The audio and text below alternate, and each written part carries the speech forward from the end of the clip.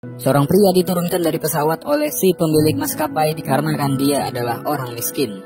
Dia pun kemudian berjanji akan membuat maskapai sendiri dengan harga tiket yang murah dan akan jadi satu-satunya maskapai termurah di India khusus untuk orang miskin. Film yang akan saya ceritakan kepada kalian ini adalah sebuah film yang diinspirasi dari kisah nyata yang pernah terjadi di India. Film dengan judul Sorarai Potru. Semoga alur cerita film ini bisa diambil hikmahnya. Langsung aja kita masuk ke alur ceritanya. Cerita dimulai di tahun 1997, di mana ada seorang perempuan bernama Sundari sedang berpergian bersama keluarganya dengan menggunakan kereta. Di hari itu, keluarganya ingin menjodohkan Sundari dengan seseorang. Pihak keluarga sebenarnya udah capek mencarikan Sundari jodoh karena dia udah ditolak 20 orang pria. Singkatnya, sampailah mereka ke sebuah wilayah dengan ladang yang gersang tanpa adanya tumbuhan apa-apa. Mereka semua bertemu dengan seorang pria bernama Nedumaran Rajangan atau dipanggil Mara. Karena tahu maksud dan tujuan mereka, Mara sebagai laki-laki langsung memberitahukan keadaannya bahwa keluarganya sangat miskin dan gak punya harta apa-apa. Yang dia punya hanyalah hutang yang cukup banyak. Mara cuma punya impian untuk punya maskapai penerbangan sendiri. Sebuah impian yang out of the box yang keluar dari mulut orang miskin seperti dirinya. Namun Sundari juga gak mau kalah dalam adu nasib. Dirinya mengatakan udah ditolak 20 orang pria karena gak bisa apa-apa. Sundari hanya punya impian untuk membuka toko kuenya sendiri. Untuk mencairkan suasana, mereka semua pun diajak makan hidangan seadanya. Sambil makan, Mara dan Sundari melanjutkan pembicaraan mereka tentang impian masing-masing. Sundari tentu aja bingung dengan kondisi ekonomi Mara yang seperti sekarang ini. Gimana dia akan membuka maskapainya sendiri? Mara malah balik bertanya, kenapa Sundari nggak membuka toko kuenya? Padahal modal yang dia perlukan tidaklah banyak. Gak disangka pembicaraan tentang impian itu malah membuat mereka berdua seperti punya frekuensi yang sama. Mara mengatakan dia mau aja menikah dengan Sundari. Namun Sundari malah perlu waktu untuk memikirkannya karena keputusan itu dinilai begitu cepat. Malam harinya, Sundari dan Mara kembali mengobrol. Sundari masih penasaran kenapa Mara mau punya maskapai sendiri. Mara pun menceritakan masa lalu di desanya. Dari zaman dulu ketika dia masih kecil, desa tempat dia tinggal ini memang sudah nggak dijamah oleh pemerintah. Air sulit, listrik nggak ada, bahkan kendaraan umum seperti kereta nggak pernah mau berhenti di sana sehingga mereka sulit untuk bepergian. Mara punya seorang ayah yang berprofesi sebagai guru. Ayahnya seringkali menulis surat kepada pemerintah untuk menjelaskan kondisi desanya dan juga meminta bantuan sarana dan prasarana bagi masyarakat yang ada di sana. Namun gak terhitung lagi surat yang dikirimkan selama bertahun-tahun. Gak ada respon sama sekali yang diberikan oleh pemerintah. Hingga Mara beranjak dewasa, dia pun memimpin aksi protes dengan memblokade rel kereta supaya pemerintah mau mendengarkan mereka. Mereka gak peduli jika ditabrak kereta sekalipun. Gak jarang juga karena aksi mereka terlalu berbahaya, bentrok masyarakat dan kepolisian sering terjadi hingga korban luka-luka pun berjatuhan. Aksi Mara sebenarnya gak disukai ayahnya karena cara mereka berdua bertentangan. Sang ayah masih ingin menempuh jalan komunikasi dengan menulis surat kepada kepala divisi kereta api atau membuat sebuah petisi. Namun Mara yang udah menyaksikan ayahnya menulis surat sejak dia masih kecil menganggap bahwa cara dia akan berhasil. Karena jika keretanya mau berhenti di sana, hidup masyarakat desa akan berubah. Mara terus saja mendiskreditkan upaya ayahnya hingga dia mendapatkan tamparan. Saking kesalnya dia dengan Mara, sang ayah malah menyuruh Mara untuk tidak ikut menghidupkan api kayu bakar ketika dia meninggal nanti. Mara yang kesal pun kemudian memutuskan untuk meninggalkan rumah. Dia pergi ke kota untuk melamar menjadi tentara angkatan udara. Setelah menempuh pendidikan, Mara pun berhasil menjadi seorang pilot. Keberhasilannya itu dia kabari pada keluarganya dalam sebuah surat. Namun sang ayah yang masih kecewa gak mau membaca suratnya, apalagi melihat foto yang dia kirimkan. Sang ibu pun membacakan surat tersebut supaya si ayah mendengarkannya. Karena hal itu, ayahnya pun diam-diam menaruh kebanggaan pada Mara. Pada suatu hari, di kesatuannya, para tentara mendapatkan jatah menelpon selama 3 menit untuk menghubungi orang tua masing-masing. Namun ketika ayah dan ibu datang ke sana, sinyal telepon malah terganggu dan terputus. Ayahnya pun jadi negatif thinking dan berpikir bahwa Mara mematikan teleponnya karena tahu dia ada di sana dan berpikir bahwa Mara masih marah padanya. Hari-hari di kesatuan dilalui Mara dengan latihan yang keras. Mara dikenal sebagai tentara yang cerdas. Gak jarang dia juga berdebat dengan kaptennya jika memang ada sesuatu yang bertentangan dengan akal pikirannya. Karena dianggap melawan arahan, gak jarang Mara dihukum dengan berlari puluhan kilo. Cerita masa lalu itu terpaksa berakhir ketika Sundari dicari oleh keluarganya karena nggak terasa mereka berdua udah berduaan hingga larut malam. Keesokan paginya, Mara merapikan penampilannya karena di pagi itu dia ingin menanyakan kembali keputusan Sundari. Namun secara mengejutkan, Sundari yang udah ditolak 20 pria itu malah menolak untuk menikah di saat Mara udah setuju. Sundari beralasan bahwa mereka berdua udah menikahi impian mereka masing-masing. Jadi Sundari mengajak mereka untuk mewujudkan dulu impian mereka, baru setelahnya mereka bisa menikah. Tentu aja keluarganya marah-marah mendengarkan alasan Sundari. Namun bukan berarti Sundari nggak menyukai Mara. Malahan di saat itu dia udah mulai mencintai Mara. Sejak saat itu masing-masing dari mereka pun berjuang untuk mewujudkan impian mereka. Sundari berjuang untuk membuka toko kuenya sendiri, sedangkan Mara berusaha untuk mencari jalan membuka maskapai penerbangannya. Hingga waktu berlalu 3 tahun setelahnya, masing-masing dari mereka tentunya menghadapi cobaannya sendiri-sendiri. Mara bahkan selalu ditolak oleh bank karena memang gak punya jaminan untuk pinjamannya yang besar. Mara juga ditolak oleh beberapa pengusaha untuk diajak menjadi investor karena siapa yang ingin bekerja sama dengan pria yang gak bermodal seperti dirinya. Bersama sahabatnya di kesatuan dulu yang bernama Sebastian, mereka pun pergi ke pangkalan udara India untuk bertemu dengan kapten mereka dulu yang bernama Bhatta. Maksud Mara mendatanginya adalah karena Mara ingin meminta izin menggunakan pilot dari kesatuan untuk menjadi pilot di maskapainya nanti. Namun karena ragu dengan Mara, Bhatta gak mau menyetujuinya.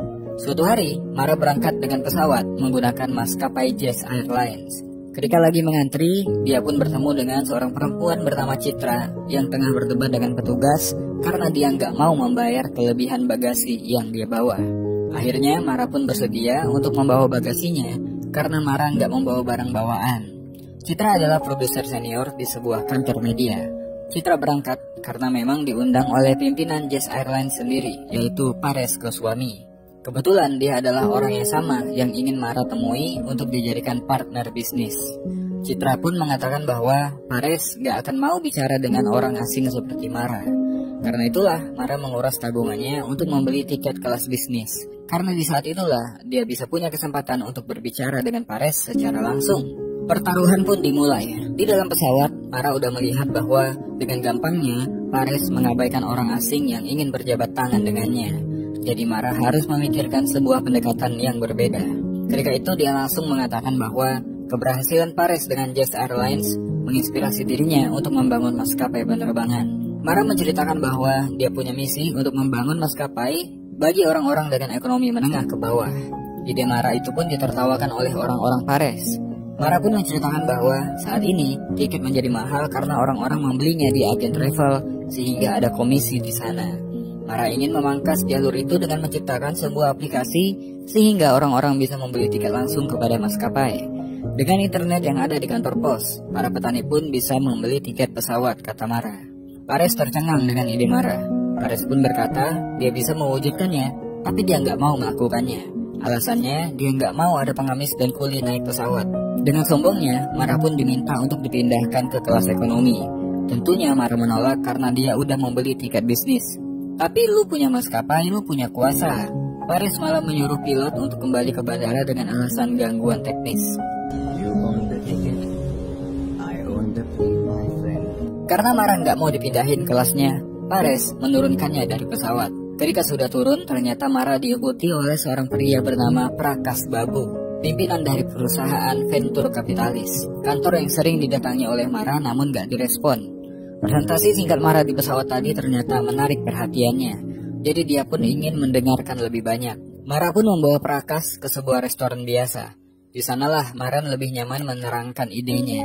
Ketika itu, Mara memesankan makanan untuk Prakash dan menyuruhnya untuk langsung mencicipi. Baru suapan pertama aja, Prakash langsung menyukainya. Mara pun bertanya pada koki kenalannya dan didapatlah informasi tempat dia berbelanja bahan baku ternyata merupakan langganan dari hotel bintang 5 juga. Dengan bahan baku yang sama, tapi harganya berbeda. Prakash mendengarkan sendiri orang-orang menengah ke bawah nggak mau membayar mahal terhadap barang-barang yang mereka bisa dapatkan di tempat lain dengan harga yang lebih murah. Itulah yang ingin Mara jalankan. Memang ada gaji pilot, biaya operasional dan sebagainya, namun Mara tetap bisa memotong biaya puluhan persen lebih rendah dengan membuang anggaran yang nggak perlu. Mendengarkan presentasi yang meyakinkan dari Mara, Prakas pun tertarik. Dia meminta Mara untuk datang ke kantornya bulan depan. Setelah keberhasilannya mendapatkan calon investor, Mara mengunjungi Sundari di toko kuenya untuk memberitahukan kabar ini. Namun usaha toko kue Sundari udah lumayan sukses, sementara maskapai Mara namanya aja belum ada. Sundari malah mengatakan bahwa dia udah menikah dan udah punya 2 anak. Mendengarkan hal itu, Mara pun jadi kesal dan pergi dari toko kuenya Sundari. Namun ternyata itu cuma akal-akalan Sundari aja. Ternyata sejak 3 tahun yang lalu setelah perjodohan mereka, Sundari belum menikah. Jadi pada suatu kesempatan ketika Sundari tengah mempromosikan toko kuenya, Mara menyusulnya dan meminta Sundari menikahinya. Mara mengatakan bahwa tanah tandus di desanya sekarang udah hijau dan sudah menghasilkan. Dia juga sudah mau memulai maskapainya bulan depan. Sundari pun setuju menerima Mara, tapi dengan syarat bahwa uang yang mereka punya adalah milik bersama dan keluarga adalah yang nomor 1. Mendengarkan hal itu, Mara pun setuju. Singkatnya, pernikahan pun dilangsungkan secara sederhana. Mara dan Sundari membuka kehidupan baru dengan membuka kantor maskapai dan toko kue mereka bersama-sama. 1 bulan kemudian, di kantor Vertur Kapitalis, Mara mempresentasikan proyeknya pada anggota Dewan Perusahaan. Awalnya mereka juga ragu, gimana caranya menjual tiket murah dengan operasional maskapai yang gak semurah itu. Mara datang ke sana dengan perhitungan-perhitungan yang masuk akal. Bahkan mereka nggak perlu membeli pesawat. Mara berhasil menemukan perusahaan pesawat yang bisa menyewakan mereka pesawat Boeing dengan setengah harga. Karena presentasinya masuk akal, proposal Mara pun diterima. Selanjutnya tinggal meminta izin operasi untuk maskapainya ke Dinas Perhubungan. Maka semuanya pun bisa dijalankan. Tetapi karena Ventura Kapitalis perlu waktu 6 bulan untuk mengeluarkan dana untuk menyewa pesawat, jadi Mara pun disuruh untuk menggunakan uang pribadinya terlebih dahulu. Mara bersama ibunya kemudian meminjam uang pada seorang pengusaha dengan jaminan rumah dan lahan mereka. Setelahnya, perjuangan Mara untuk mendapatkan lisensi penerbangan tidaklah mudah. Dia harus menghadapi birokrasi berbelit-belit di Dinas Perhubungan. Bahkan kepala dinasnya sengaja mengulur-ulur dan mempersulit Mara hanya karena supaya Mara tahu bahwa untuk bertemu dengan orang penting tidaklah semudah itu. 2 bulan lamanya, Mara bolak-balik di kantor itu. Tapi urusannya nggak selesai-selesai. Masalahnya, pinjamannya harus dibayar. Uang pinjamannya juga udah habis untuk pengecatan pesawat. Di saat-saat putus asanya, Mara mendengarkan nama Citra disebutkan di radio. Citra akan melakukan wawancara dengan Perdana Menteri. Jadi pada waktu itu Mara pun ikut dengan Citra dan menyamar sebagai asistennya. Tapi ketika pemeriksaan kartu identitas, Mara nggak bisa menunjukkannya sehingga dia pun terpaksa jujur. Namun kejujurannya itu membuatnya diamankan oleh petugas keamanan. Beruntung, Perdana Menteri mendengarkan dari dalam bahwa Mara datang dari Madurai, sebuah tempat terpencil. Jadi Mara pun dipersilakan masuk. Dia menceritakan niatnya untuk menciptakan maskapai murah namun dipersulit. Mara pun memberikan latar belakang kenapa dia ingin melakukannya. Ketika bertugas dulu, Mara ditelepon ibunya bahwa ayahnya sakit keras sehingga Mara harus pulang. Mara pun kemudian bergegas pergi ke bandara. Namun sayang, tiket untuk kelas ekonomi habis dan menyisakan tiket kelas bisnis yang harganya 2 kali lipat, sedangkan uang yang Mara punya tidaklah cukup. Penerbangan selanjutnya pun akan ada 2 hari lagi.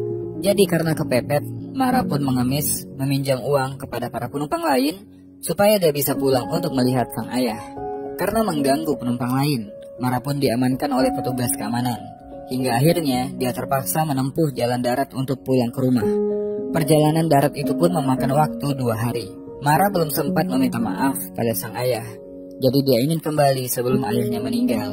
Namun sayang, ketika dia sampai di rumah, ayahnya telah meninggal, bahkan telah dimakamkan. Ibunya kesal, Mara nggak datang tepat waktu. Mara cuma mendapatkan tulisan-tulisan dari sang ayah. Burung pipit nggak pernah bisa bercita-cita menjadi seekor elang. Tapi ayahnya percaya Mara bisa mengubah semuanya dan bisa mewujudkan impiannya. Siapa sangka cerita itu membuat Perdana Menteri memberikan rekomendasinya yang membuat Kepala Dinas Perhubungan gak bisa lagi menolak Mara di kantornya. Izin telah dikantongi, pesawat juga tengah dicat ulang, dan dia beri nama Dekan Air. Pada suatu hari, Mara dan Prakas menghadiri pameran pesawat yang dihadiri oleh Menteri Penerbangan dan juga turut hadir di sana Paresh Goswami. Kabar tentang maskapai murah Mara pun udah terdengar hingga Paresh menyuruh anak buahnya memberikan mereka pelajaran bahwa bisnis mereka nggak akan berjalan mudah. Benar aja, Di suatu ketika, didapatlah kabar bahwa maskapai baru harus menyerahkan blueprint dari pesawat yang mereka gunakan. Peraturan itu adalah peraturan baru yang disahkan oleh Dinas Perhubungan. Karena peraturan konyol itu, perusahaan pesawat tempat Mara menyewa berencana menarik kembali kesepakatannya dan batal menyewakannya pada Mara. Karena blueprint adalah rahasia dari perusahaan. Di hari yang sama, Mara pun mendatangi kembali kantor Dinas Perhubungan dan meminta penjelasan. Bukannya dijelasin baik-baik, Mara malah dihina. Menurut mereka, peraturan itu baru disahkan 2 minggu yang lalu dan harus dipatuhi.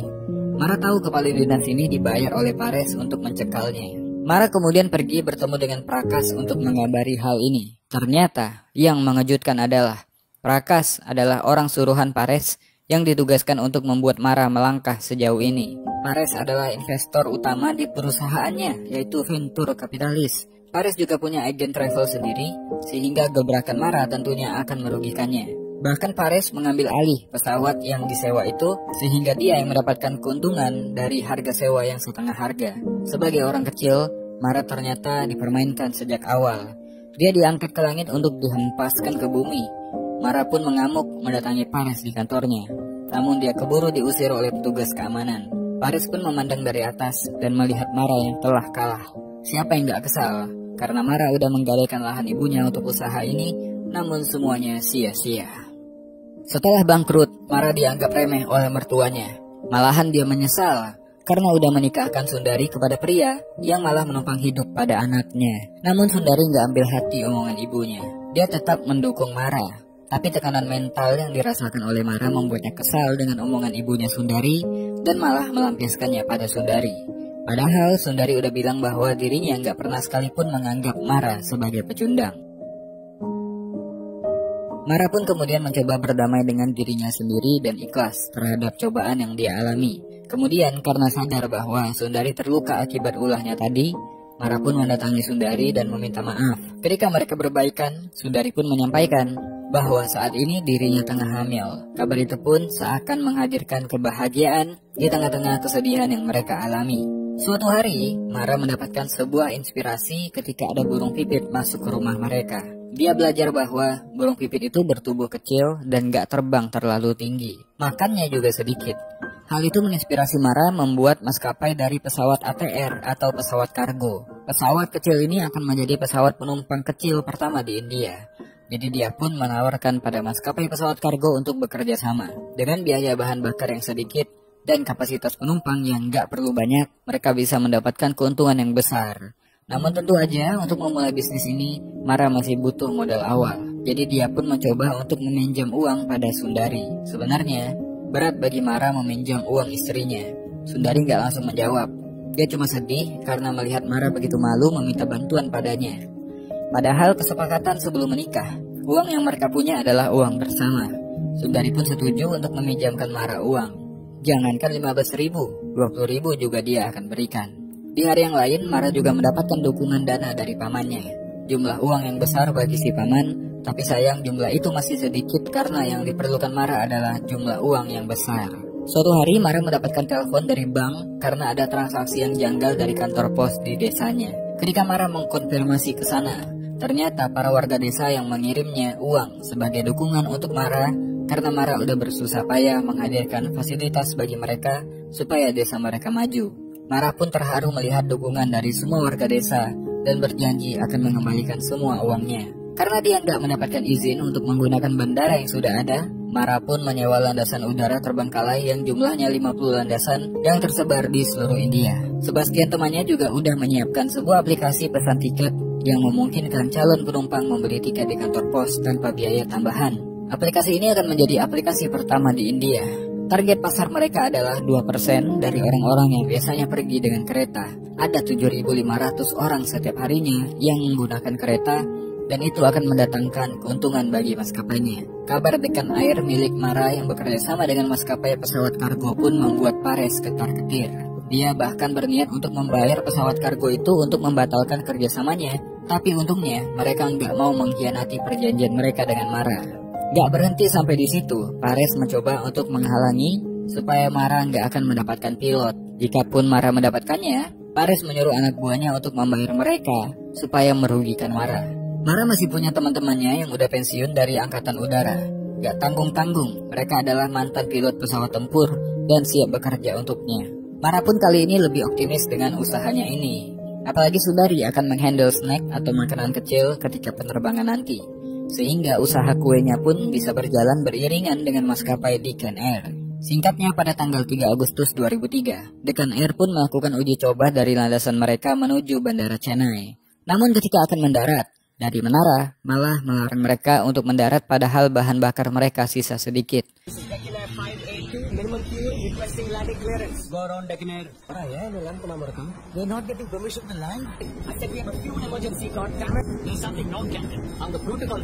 Menara bandara melanggar protokol karena ada Pares di sana.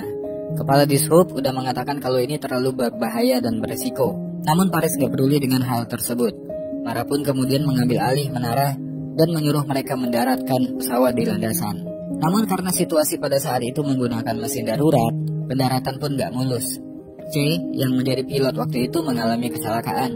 Di luar, Mara dan temannya disergap militer Angkatan Udara dan dianggap udah melanggar peraturan. Mereka kemudian dibawa menghadap komandan landasan udara untuk diinterogasi. Ternyata yang bertugas adalah bekas komandan ketika Mara pelatihan dulu. Komandan ini pun memberikan hukuman sesuai peraturan, yaitu mereka cuma diwajibkan untuk membayar denda tanpa hukuman penjara karena udah mendaratkan pesawat mereka tanpa izin. Mara pun berterima kasih pada mantan komandannya itu. Tanggal 10 Agustus 2003, Mara datang ke kantor Menteri Penerbangan di New Delhi karena diundang ke sana. Di kantor itu dia bertemu dengan musuh bebuyutannya, yaitu Pares. Lagi-lagi Pares mencoba merendahkan Mara, namun kali ini Mara nggak takut dengan Pares dan percaya diri dengan maskapai murah yang dia kelola. Setelah itu, di hadapan menteri, Mara mencoba menjelaskan skema tiket murah yang dia ciptakan. Bahkan tiket termahal yang Mara jual, harganya sama dengan harga tiket kereta. Pada tanggal 16 Agustus 2003, Menteri Penerbangan meresmikan penerbangan perdana Deccan Air dan dihadiri oleh media. Penerbangan ini dikatakan sebagai pelopor penerbangan murah dan akan menjadi tonggak perubahan di India. Namun sebelum lepas landas, penumpang melihat asap di mesin sebelah kiri. Semua penumpang panik. Namun Kapten Rajiv yang bertugas pada saat itu nggak mau mengindahkan peringatan dari alarm hingga Mara mengambil alih kemudi dan memberhentikan pesawatnya. Buntut dari kejadian tadi membuat Menteri Penerbangan menganggap ini adalah sebuah kegagalan dan kapok untuk naik pesawat Deccan Air. Di dalam bandara, Mara pun dicecar pertanyaan oleh wartawan. Bahkan maskapai murahnya ternyata nggak menjamin keselamatan para penumpang. Di saat yang sama, Sundari malah kontraksi dan berhasil melahirkan anak mereka dengan selamat. Lagi-lagi, di tengah-tengah kesedihan, mereka pun mendapatkan kebahagiaan dengan lahirnya anak perempuan mereka. Di hari yang lain, Mara mencoba mencari akar permasalahan dari pesawatnya, dan di sana dia menemukan ada yang bocor. Ketika diingat-ingat, kapten pilot lah yang waktu itu terlihat mengisi bahan bakar di sana, dan Mara yakin Kapten Rajiv yang mensabotase penerbangan kemarin. Jadi mereka pun mengadakan sidang internal untuk menanyai Kapten Rajiv. Ternyata Kapten Rajiv punya masalah keuangan sehingga dia mau dibayar oleh Pares. Tanggal 18 Agustus, awalnya Kapten Rajiv mengatakan kecelakaan kemarin karena Deccan Air yang memang mengabaikan keselamatan penerbangan. Namun kala itu dia mengubah pernyataannya dan mengatakan bahwa semuanya adalah kesalahannya dalam mengisi bahan bakar. Akhirnya Deccan Air dicabut dari tuntutan dan dibebaskan dari hukuman. Penerbangan murah yang dipelopori oleh Mara menjadi pemberitaan di mana-mana. Karena tiketnya yang murah itu membuat masyarakat mempertanyakan keselamatan mereka. Apalagi udah 2 kali Deccan Air mengalami kecelakaan. Mara pun stres menghadapi tekanan demi tekanan ini. Tanggal 21 Agustus 2003, Mara bertemu dengan seorang bisnismen yang menawarkan kerjasama untuk menggabungkan maskapainya dengan Deccan Air. Nilainya fantastis untuk menyelamatkan keuangan perusahaannya. Tapi jika kerjasama itu diterima, tujuan pasarnya akan berubah.